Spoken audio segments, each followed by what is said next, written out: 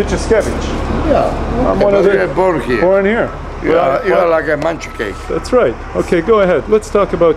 Okay, what? You gotta ask me the question. Yeah, I'll ask you the question. So. Hey, Mama, I love you. So. She tricked me. So tell us about the history of that mass grave that the Polish president was going to visit. Well, when we've been invaded by Germany, and then we've been invaded 18 days later by Russians, the Polish soldiers, they thought when the Russians come in, we're going to chase the Germans, right? And they've been tricked. They've been packed in the train, and they've been sent to Soviet Union, and they believed they're going to go to retraining and going to be brothers with the Russians, and they've been betrayed. They've been executed by K.G.B. So what happens is now our government, those guys went for funeral like since what they say, 7 years? Since 1945 or whatever it is. And they went, and when the plane landed, I couldn't believe it. You know what? The best news I got, Lech Walesa didn't get killed. Lech Walesa, the chief of Solidarity, I thought he gonna be on the plane. That would be total disaster to Poland. We would never knew how to get back again, you know. I don't know what else you want. Well, what do you think's gonna happen now in Poland? I mean, Polish people, we are the closest people to Irish. We're like Irish. We're gonna stand up. We're gonna fight. We're gonna get back on the feet. No problem. So what happened to Lech Walesa? What do you think? He brought solidarity to Poland, right? Yeah. And that brought down communism, right? We got the communists down, right? Yeah. So what else you want to know about? He's the greatest guy of the last 100 years. There was nobody born was better. But maybe Polish Pope, Karol Wojtyła, we call Uncle Reagan. Ronald Reagan was a great man. It was three of them, Reagan, Pope, and Wałęsa. Close to it or giving us a call. I actually heard about it first on your show just a few minutes ago, and really shocked. It's very fresh for me right now. Mm-hmm.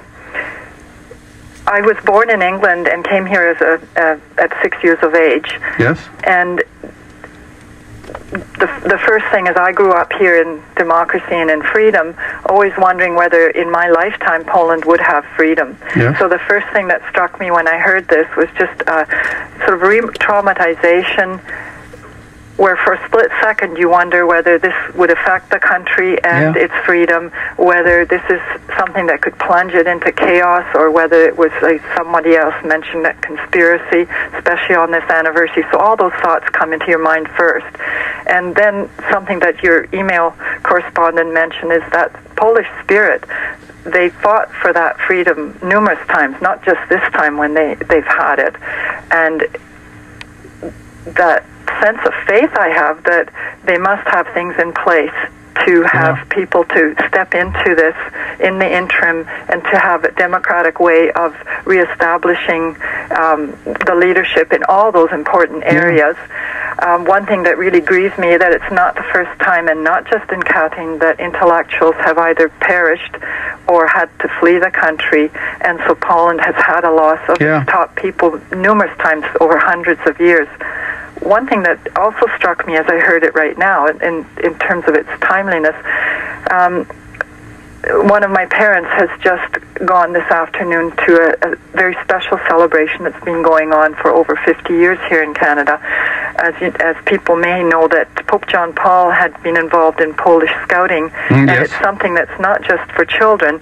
There are adult Scouts who aren't leaders of children's scouting, but are Scouts in their own right. And there's a group, probably many groups, the one I'm speaking of has been meeting.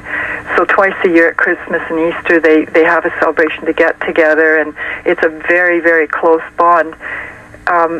Many of those, if not most of those people, had also been in the tragedies that had occurred 7 years ago. They were deported from Russia, from Poland, I apologize, from Poland by the Russians into Siberia. Wow. Many had lost their parents there and were orphaned and ended up, their freedom and the fact that they ended up in Canada was sort of it is linked to that story. Yes.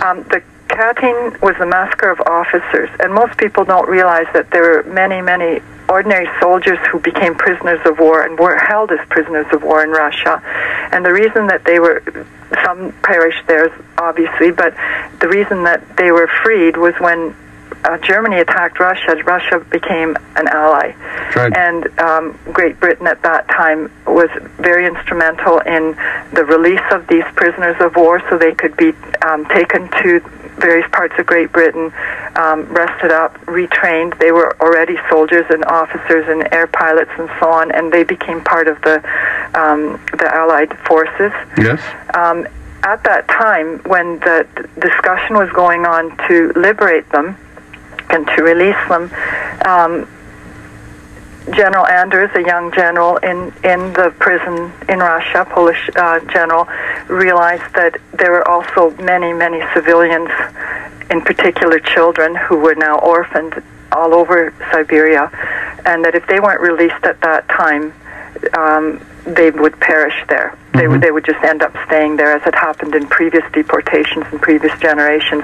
And so there was a big push to release them. The children eventually, there was a lot of resistance because of the fact that the world was at war, mm-hmm. and things like getting civilians out wasn't as high a priority, but they were released. Many perished on their trek from Siberia to the southern states of Russia because of climatic changes and disease, but many were saved.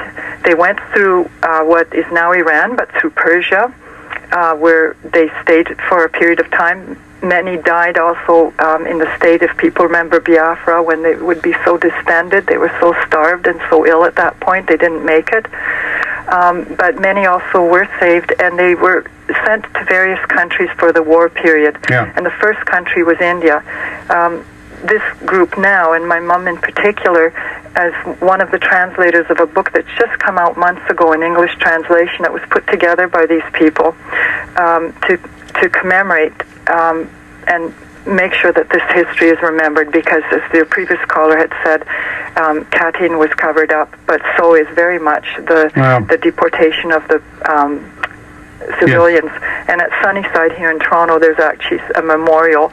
So in a way, I had a feeling, like many of your callers had expressed, that there's a huge tragedy, but in a way, because of the coincidences of time, perhaps it's like an opening up of a very painful wound and a very a part of Poland's history and the history of Canadians and Australians and people all over the world who have left that situation. Yeah. It can now be opened up. Well, you're right on point.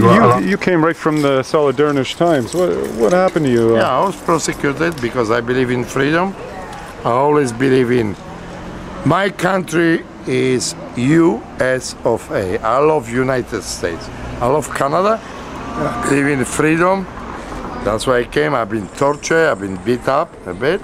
Why was that? Why were you tortured? Yeah, because I organized sit-down strikes, and that was LECH kACZYNSKI time, and we fought for the freedom. And I don't know what else I can tell you. Ask me questions. Well, how many freedom fighters are there around nowadays? Polish people, and I don't know what else I can tell you. Ask me questions. Well, how many freedom fighters are there around nowadays? Polish people.